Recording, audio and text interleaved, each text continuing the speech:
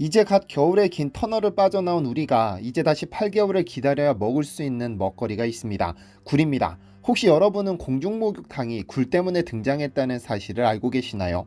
역사의 아이러니인데 기원전 50년경 로마의 통치자 시전은 계획에도 없던 영국 정벌에 나섰습니다. 1500km가 넘는 먼 거리에 대군을 파견한 이유는 단 하나, 영국 템즈강에서 생산되는 양질의 굴을 확보하기 위해서였죠. 기어코 굴을 확보한 로마 제국은 템즈강의 굴을 안정적으로 확보할 수 있었고 생굴의 신선도를 맞추기 위해 운송업과 냉장 기술이 발전했습니다. 덕분에 로마 귀족들은 연회 때마다 영국의 굴을 무사히 공급받을 수 있었죠. 그런데 넘치는 수요를 감당하기에는 여전히 굴은 부족했는데 이 문제를 해결하기 위해 등장한 이가 인류 최초의 굴 양식업자 오라타입니다. 그는 수온이 낮은 겨울에도 안정적으로 굴을 공급해 돈을 벌 목적으로 양식장에 따뜻한 물을 공급하기 위해 난방 시스템을 발명했고 여기서 아이디어를 얻어 공중목욕탕까지 만들었습니다. 이 때문에 로마 시대 공중목욕탕 유물이 발견되면 굴 껍데기도 함께 발견되는 겁니다. 그런데 적어도 굴에 있어서만큼은 한국인이 세계에서 가장 큰 축복을 받았습니다.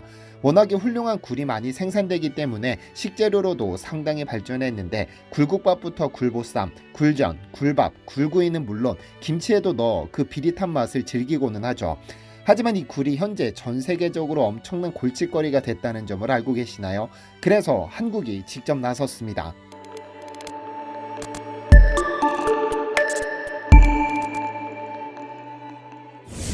안녕하세요, 디스멘터리입니다. 본격적으로 날이 쌀쌀해지는 11월이면 한국인들이 1년간 기다린 식재료가 식탁에 등장합니다. 굴인데요. 굴과에 속하는 조개의 한 종류인 굴은 밀물과 썰물이 드나드는 조간대 바위에 붙어 서식하는데 이를 부르는 이름은 다양합니다. 그중 가장 일반적인 명칭은 석화로 바닷가의 돌 위에 핀 꽃이라 하여 돌석에 꽃화를 씁니다. 아무래도 자연에서 쉽게 구할 수 있다 보니 서양에서는 약 4000년 전부터 즐긴 것으로 알려져 있는데요. 그래서 굴은 알파벳 R이 들어가는 달에만 먹는다는 속설이 있습니다.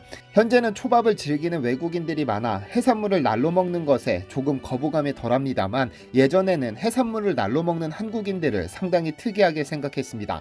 가령 영화 올드보이에서 산낙지를 먹는 모습이 외국인들에게 가장 인상적이었다고 하는데 아무래도 날로 먹는 음식 문화가 없기 때문일 겁니다. 그런 서양에서 유일하게 날로 먹는 음식이 바로 굴입니다. 그런데 이 굴 덕분에 한국은 외국인들에게 부러움의 대상입니다. 서양에서는 너무 비싸기 때문이죠.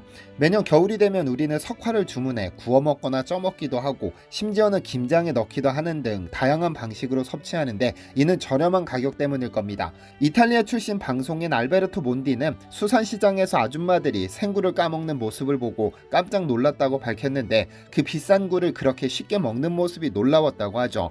왜냐하면 서양에서 굴은 고급 식재료, 즉 비싸기 때문입니다. 일례로 런던 수산시장에서는 키프로스산 굴 한 개당 4,000원, 고급품은 6,000원이라고 하는데 이게 동네마트 등 소매점으로 이동하는 과정에서 그 가격은 2배 가까이 뛰어버립니다.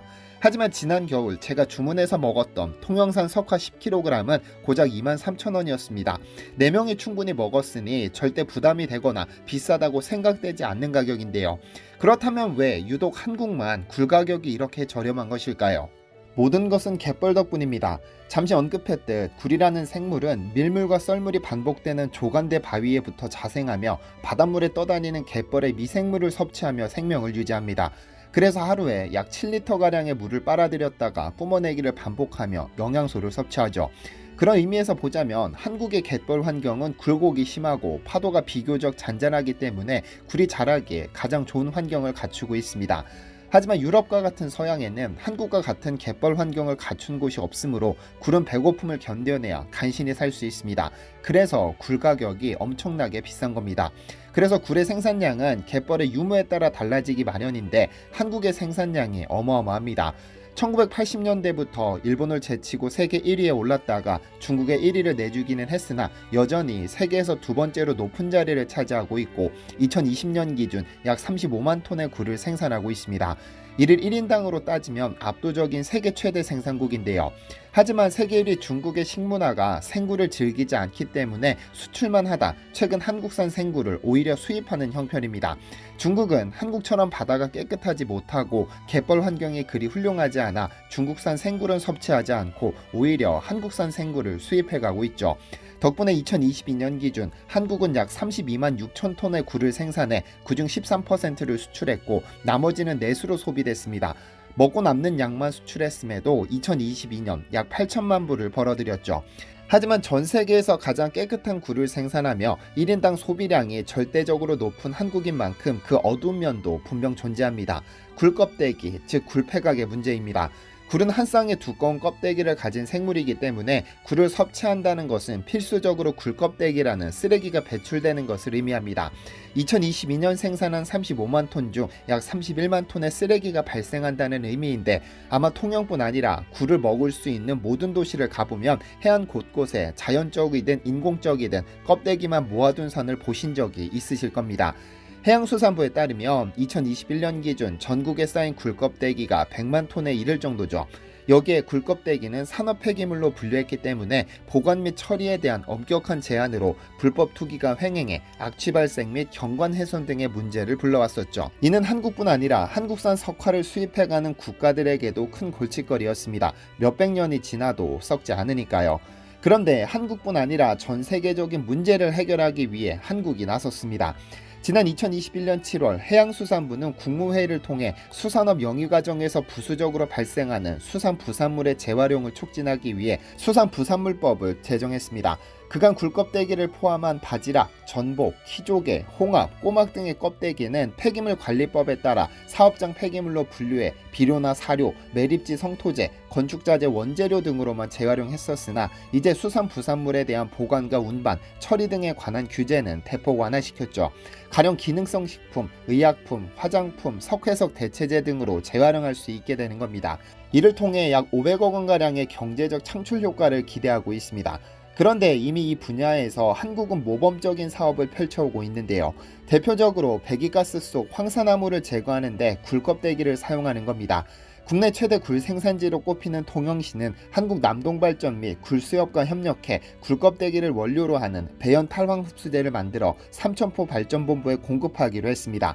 굴껍데기는 석회 성분으로 이루어져 있는데 이 성분이 황산화물을 걸러내는 배연 탈황 흡수제 원료로 사용되고 있는 바 통영시와 한국남동발전은 흡수제를 만드는 시설을 지어 올해부터 가동할 예정입니다. 이렇게 생산된 흡수제는 삼천포 발전본부에 공급해 화력발전 때 발생되는 배기가스 속 황산화물을 제거하게 됩니다. 뿐만 아니라 제철소도 굴껍데기 재활용에 나섰는데요. 현대제철 및 포스코 등 국내 철강업계는 굴과 조개 껍데기 등을 제철 부원료로 재탄생시키기로 했습니다. 이에 따라 전남 여수 폐각 가공 전문업체인 여수바이오와 함께 석회석을 폐각으로 대체하는 방안을 연구해왔고 지난 2021년 여수바이오가 국립환경과학원으로부터 폐각 재활용 환경성 평가 승인을 획득했습니다. 제철소에서 쇳물을 만들기 위해서는 철광석을 가져온 그대로 용광로에 투입하는 것이 아니라 용광로에 넣기 좋은 크기로 만드는 소결 공정을 거치게 됩니다. 이 과정에서 소결광의 형태를 잡고 성분을 조절하는 용도로 석회석을 투입하는데 석회석과 유사한 성분을 가진 굴껍데기로 대체하는 겁니다. 현대제철의 경우 여기에서 더 나아가 폐각과 석회 부산물을 혼합해 생석회를 제조하는 기술 개발도 완료했는데 생석회는 제강 공정에서 불순물을 제어하는 부원료로 사용할 수 있으므로 굴껍데기의 활용 범위와 가치를 극대화시킬 수 있습니다. 현재 전국에 쌓인 굴껍데기가 약 100만 톤에 이르는 것으로 알려졌는데 만약 이를 전부 제철 공정에 투입하면 소나무 약 3억 그루를 심는 것과 유사한 효과인 약 41만 톤의 이산화탄소 감축 효과를 거둘 수 있다고 하죠. 그런데 굴껍데기를 이용해 칼슘 제품으로 만들기도 합니다. 굴껍데기는 약 94%의 탄산칼슘과 석고 등 6%의 기타 성분으로 구성되어 있습니다. 그래서 이를 잘 활용해 칼슘 제품으로 생산하면 노령층의 고질적인 문제인 칼슘 섭취 부족 문제를 해결할 수도 있습니다. 대표적으로 에이펙셀이라는 기업은 굴폐각을 이용해 인체 흡수율 및 생체 이용률을 극대화시킨 나노칼슘 제품을 생산하고 있습니다. 사실 21세기는 나노의 세계라고 불러도 좋을 만큼 전 세계 모든 국가와 기업이 미래 먹거리를 위해 뛰어드는 산업입니다. 나노 기술이 발전하면 이 세상의 모든 제조업의 역사가 바뀌기 때문인데요. 에이펙셀의 경우 전 세계 최초이자 전 세계 유일한 건식 나노 분쇄기를 개발해 특허를 보유하고 있는데, 현재는 굴껍데기를 이용해 인간의 눈으로 확인할 수 없는 나노 입자로 분쇄한 칼슘 건강식품을 생산하고 있습니다. 산업 폐기물이었던 굴껍데기를 나노 입자로 분쇄한 것인데, 이 기술을 바탕으로 노벨상 3관왕에 도전하는 최초의 한국 기업이기도 하죠. 이렇듯 한국은 전 세계에서 가장 저렴하게 가장 깨끗한 굴을 마음껏 섭취하고 있고, 그에 따른 책임을 회피하지 않습니다. 이제 정부가 법령도 제정했고 기업들이 산업재료도 사용하고 있고, 또 골다공증 발생 위험 감소에 도움을 줄 수 있는 칼슘 건강기능식품까지 생산되는 만큼 조만간 해안 곳곳에 쌓인 굴껍데기가 모두 사라지는 기적을 경험하게 될지도 모르겠습니다. 시청해주셔서 감사합니다. DC멘터리에서는 여러분의 제보를 기다립니다. 제 채널에서 다뤘으면 좋겠는 뉴스 또는 널리 알려졌으면 하는 영상은 DC멘터리 네이버.com으로 보내주시면 소중히 제작하겠습니다. 시청해주셔서 감사합니다.